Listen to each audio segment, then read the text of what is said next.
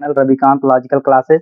तो आज हम बीएड फर्स्ट ईयर के अंतर्गत नॉलेज एंड करिकुलम, जिसे हिंदी में ज्ञान और पाठ्यक्रम कहा जाता है, तो हमारा जो टॉपिक है वह आदर्शवाद है, जिसे इंग्लिश में आइडियलिज्म कहा जाता है। ठीक है, तो चलिए हम आज हमारा जो परिचर्चा होने वाला है वह आदर्शवादियों पर होने वाला है।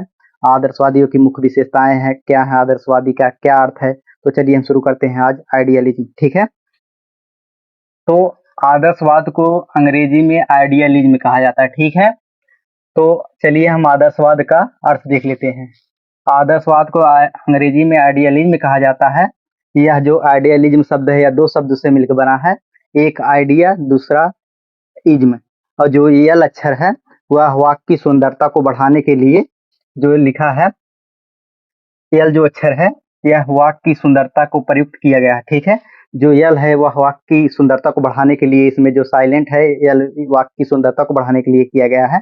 तो आदर्शवादी का अर्थ है आइडिया प्लस इज्म, जिसे आदर्शवाद के नाम से भी जाना जाता है। ठीक है, और आदर्शवाद ईश्वर को ही अंतिम सत्य मानते हैं। ठीक है, तो आदर्शवादी जो हैं इनके अनुसार जो ये ब्रह्मांड की रचना हुई है यह ईश्वर द्वारा निर्मित मानते हैं, और यह प्रकृतिवादी के घोर विरोधी हैं, क्योंकि ये इन्हें ईश्वर में ही ज्यादा विश्वास बिलीव करते हैं। ठीक है, उसके बाद नेक्स्ट है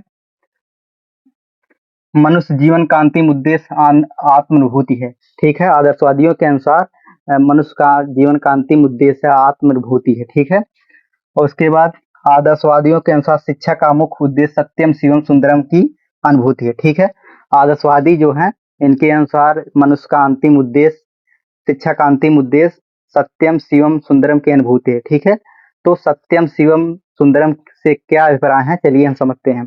तो जो ये हमारा मस्तिष्क है यह सच्चाई को ग्रहण करता है और सच्चाई को ग्रहण करता है और असुंदरता से दूर रहता है, और अच्छाई का संकल्प करता है और बुराई से दूर रहता है। ठीक है, जो सत्यम शिवम सुंदरम है यह इनके अनुसार जो है शिक्षा का मुख्य उद्देश्य ईश्वर की प्राप्ति है। ठीक है, और उसके बाद हमारा ये आदर्शवाद समाप्त होता है। तो उसके बाद कुछ हम आदर्शवादी के गुण देखते हैं, और आदर्शवादियों कुछ गुण भी हैं और कुछ दोष भी हैं, इन पर भी चर्चा करेंगे। आदर्शवादियों के गुण और दोष के बारे में हम चर्चा करते हैं।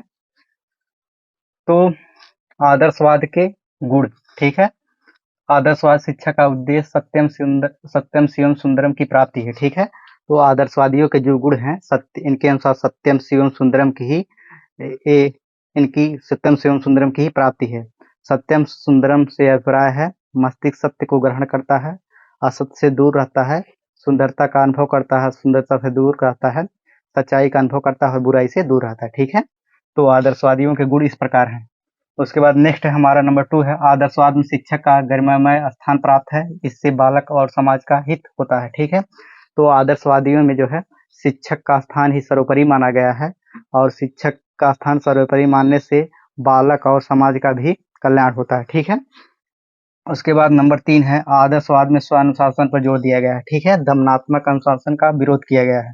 ठीक है, तो आदर्शवादी जो बच्चों को ही चाहते हैं कि बच्चों को खुला छूट दिया जाए, और जिससे वह अपने स्व अनुशासन रहें, और इन पर जो है यह बच्चों को दंड नहीं देना चाहते हैं। ठीक है, नेक्स्ट है आदर्शवादियों के दोष।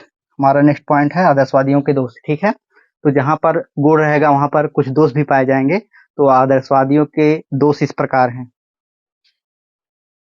आदर्शवाद के अनुसार दर्शन पर जोर दिया गया। ठीक है, आदर्शवादी जो हैं यह दर्शन और ईश्वर पर ज्यादा जोर देते हैं, क्योंकि यह उपयुक्त नहीं है, क्योंकि आज के भौतिकतावादी युग में दर्शन के या ईश्वर के द्वारा ही भरण पोषण नहीं बच्चे का हो सकता है, इसलिए जो है आदर्शवादी के कुछ दोष भी हैं। ठीक है, उसके बाद इस प्रकार आदर्शवादियों के कुछ अधिक दोष हैं, और यह आदर्शवादी जो है यह बच्चों को जो है खुला छोड़ देते हैं, यह उपयुक्त नहीं है, क्योंकि बच्चा जो है इससे उसके व्यवहार पर कुछ न कुछ जो है प्रावधान करना चाहिए, जिससे वह जो है उसका विकास सर्वांगीण विकास हो सके। तो मिलते हैं नेक्स्ट वीडियो में।